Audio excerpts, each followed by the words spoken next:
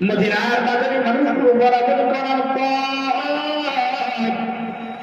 এবার মদিনার বাজারে মানুষ বরাবর করার পর সন্তানের মা আবার পিছন দিক দিয়ে দাঁড়িয়ে আবার সন্তানকে এক বলে তাকিয়ে আছে। সন্তান মানুষকে দেখে বলে এটা আমার মা, এটা আমার মা। মা চিৎকার করে ডাক দিয়ে বলে আমার তো বিয়ে হয়, এটা আমার সন্তান কোথা থেকে আসবে? সন্তান চোখের পানি ছেড়ে দিয়ে দিয়ে বলে ও মা, উনি আমার আম্মা জান, কারণ আমি ছোটবেলা ওই কাহিনীগুলো ভুলতে পারি নাই। আমার মা আমাকে কোলে নিয়ে গোসল করিয়েছে, শরীরটা সুন্দর করে মেঝে মেঝে আমাকে গোসল করিয়ে তেল পানি দিয়েছে, কত আদর করেছে। আমার মা যেখানেই যাইতেন আমাকে কোলে করে নিয়ে যাইতেন। এই মহিলা আমার মা।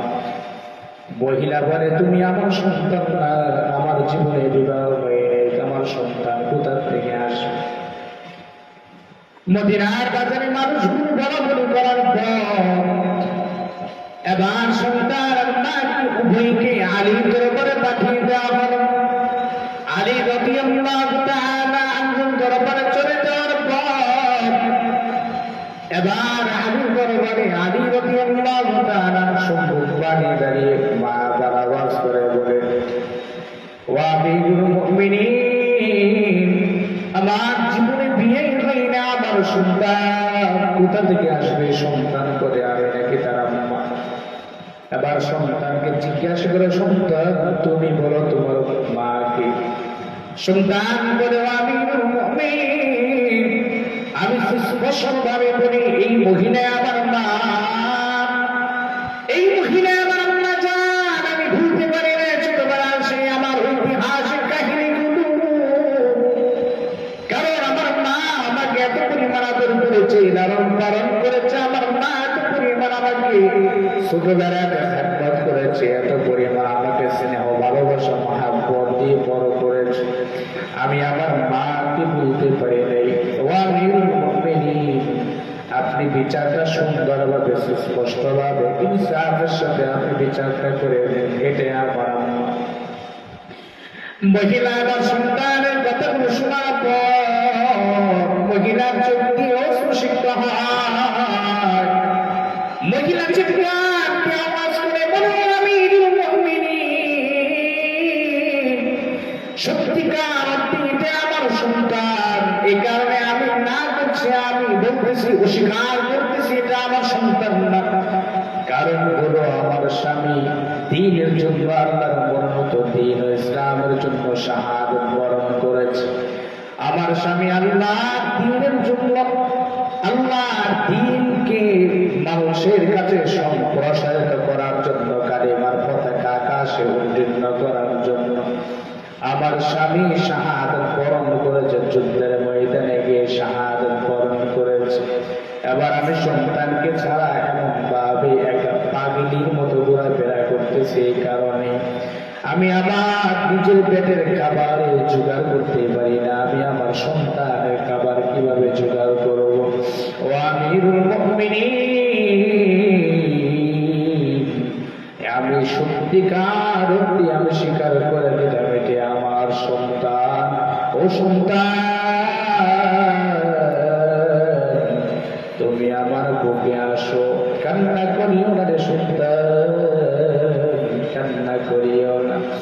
দুনিয়ার ক্ষেত্রে যদি এমন সন্তানকে যদি মা বাবা অস্বীকার করে দুনিয়ার সাথে উদ্ধার হাসিনের জন্য মাহশারের ময়দানে আল্লাহ তাআলা বলেন রব্বানা ইন্না আতা'না সাদাতানা ওয়া কুবারা'না ফাআদাল্লুনা সাবিলা। মাহশারের ময়দানে সন্তানকে এক কাতারে দাঁড় করানো হবে, মা বাবাকে আরেক কাতারে দাঁড় করানো হবে। সন্তানের সামনে মাকে, আবার সন্তানের সামনে বাবা মাকে জিজ্ঞাসা করা হবে ও বাবা মা, তুমি তোমার সন্তানকে কিভাবে লালন পালন করেছো? সন্তানকে জিজ্ঞাসা করো সন্তান তুমি আমার দ্বীন ইসলাম কেন করো নাই? আল্লাহ এবং তার রাসূলের ইতাআত কেন করো নাই? সন্তান বলবে আইদান নানি রব্বানা ইন্না আতা'না সাদাতানা ওয়া কুবারা'না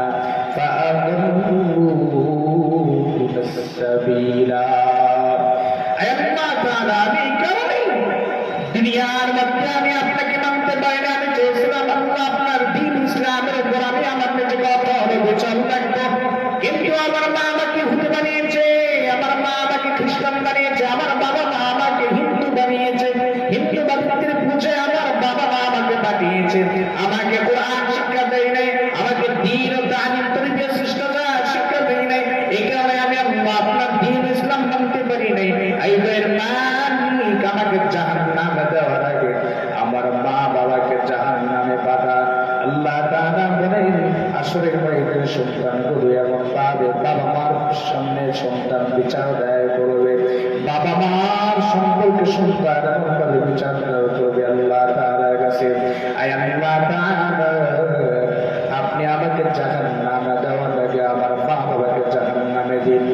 নবী বলেন মাহশারের ময়দানে এভাবে যখন সন্তান এবং পিতামাতা উভয় যখন কথোপকথন হয়ে যাবে, নবী বলেন এই সন্তানকে আল্লাহ তাআলার পক্ষ হতে নির্দেশ দেওয়া হবে, ও সন্তান তুমি তোমার মা বাবার বুকের উপর পাড়া দিয়ে জাহান্নামে প্রবেশ করো।